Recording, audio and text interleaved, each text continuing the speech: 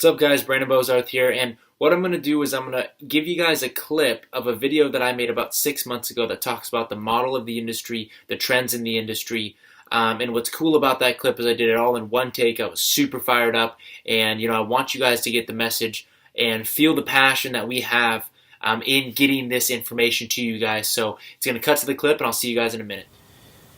How's it going, everyone? Name is Brandon Bozarth, and this is probably the realest video that I'm ever going to put up. This information that I figured out and that I found out through, people besides myself. I'm no professional, right? I've been in the industry for 2.5 years and haven't had nearly the success of a lot of people that have been in for 2.5 years at the same time length as me.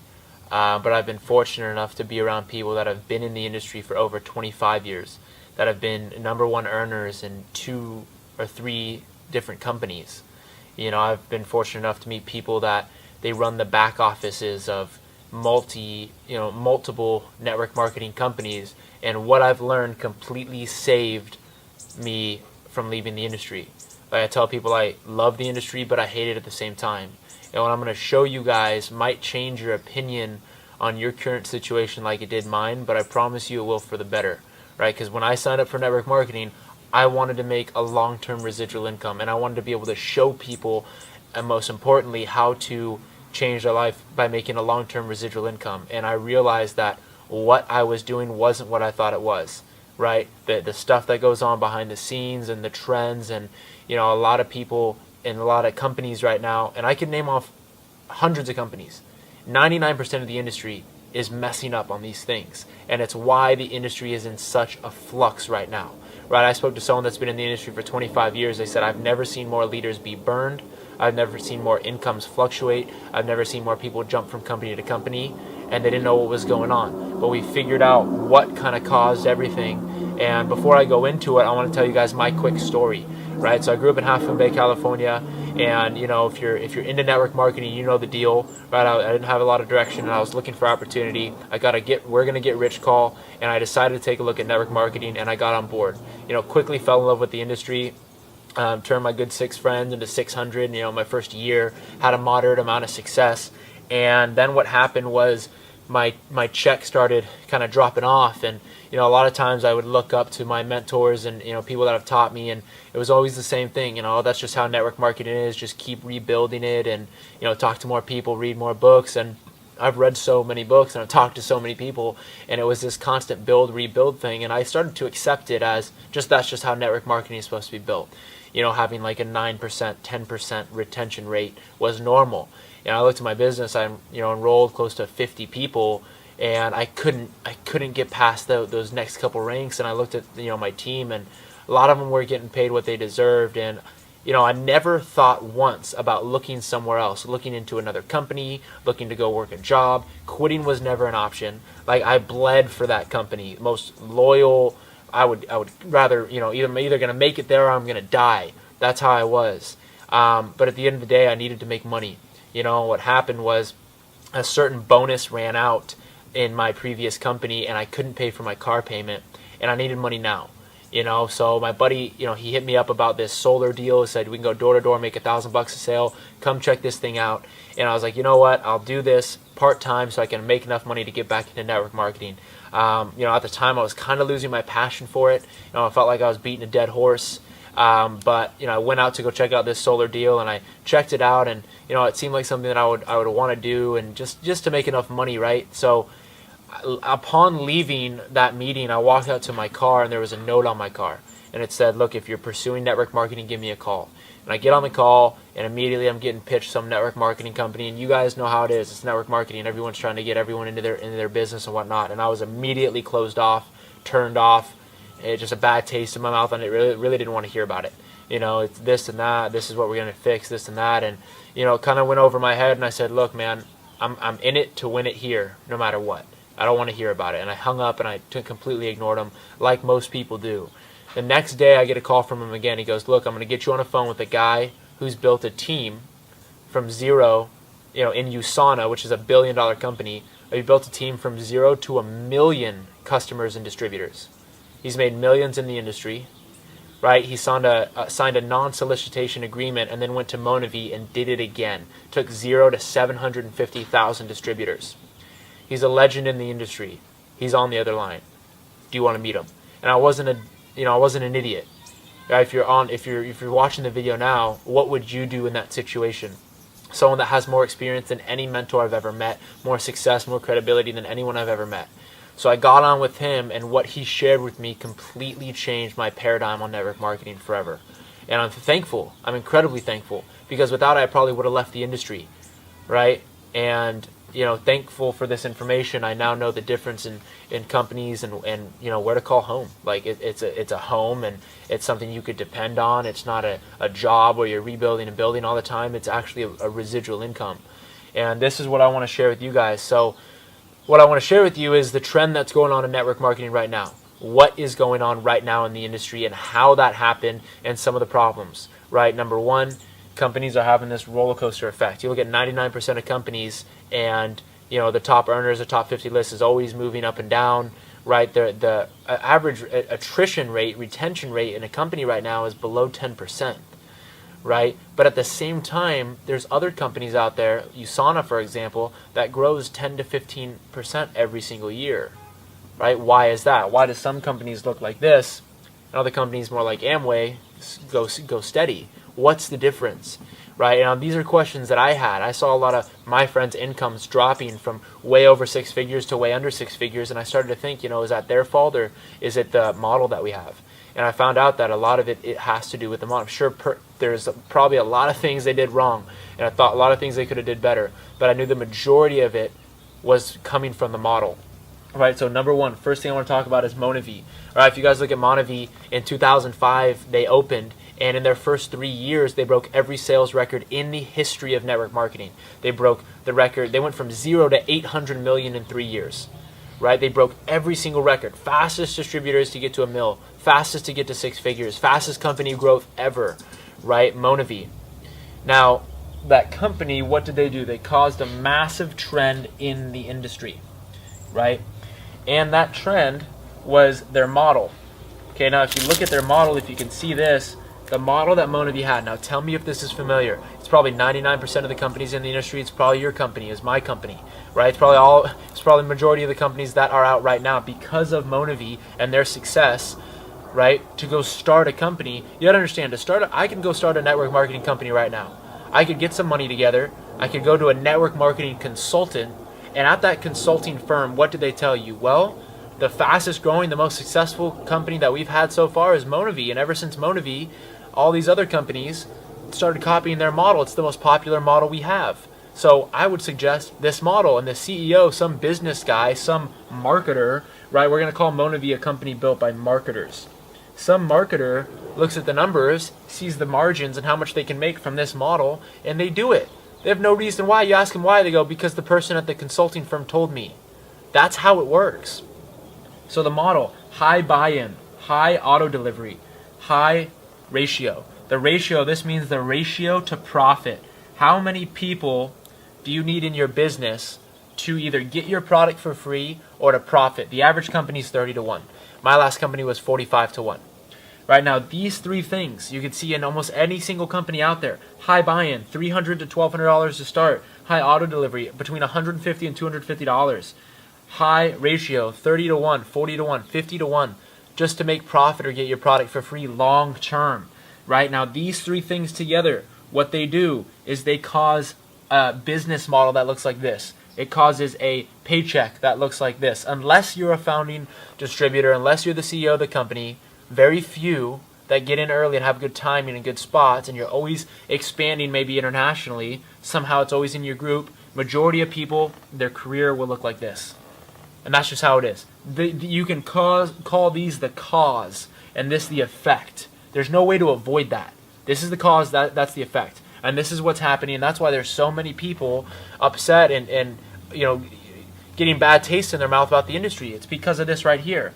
Now understand, 95% of the industry has this model right now. And most of them have no idea why. And this is what I want to get across to you guys. The conclusion. The conclusion, right? For what this means altogether. long-term purchasing power equals price competitive, number one. Price competitive, valuable products.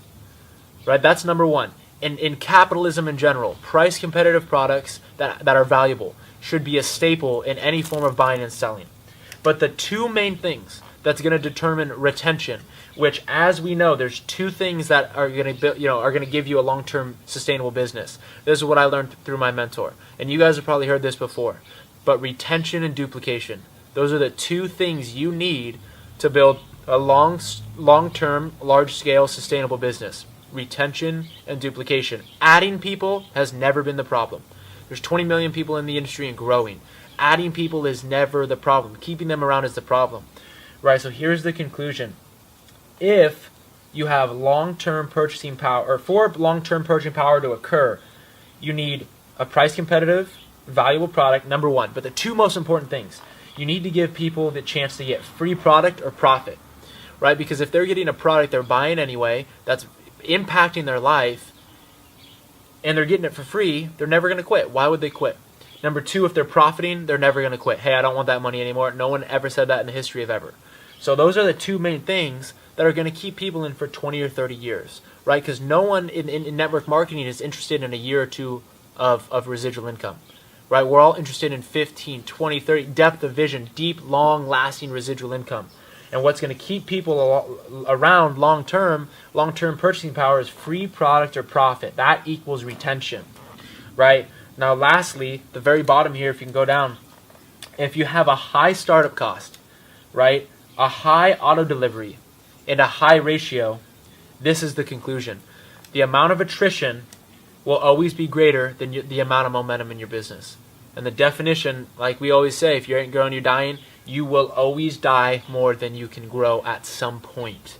It is impossible not to. Why? Because the average person can't build a team perfectly balanced of 30 to 1, of 40 to 1, 45 to 1. You're a leader, you're looking at this video, you look at your downline, the average person might get 3 or 4 people involved and just do a little bit. Well, is your model built for them, or is it built for the leaders? If you don't have a business that's built for the average person to help them, get these two things, free product or profit, how is your business going to keep around the average person? When you know 80% of your team is only doing 20% of the work and 20% is doing 80%, how are you going to have a long-lasting model if it's not catered to the 80%, right? So on high startup cost, you're neglecting, and I want to really get this to you guys too, you're neglecting the majority of international markets. Now, in network marketing, 70% of sales happen internationally. If 70% of sales happen internationally, having a startup cost where our dollar internationally is much more valuable than their dollar, right?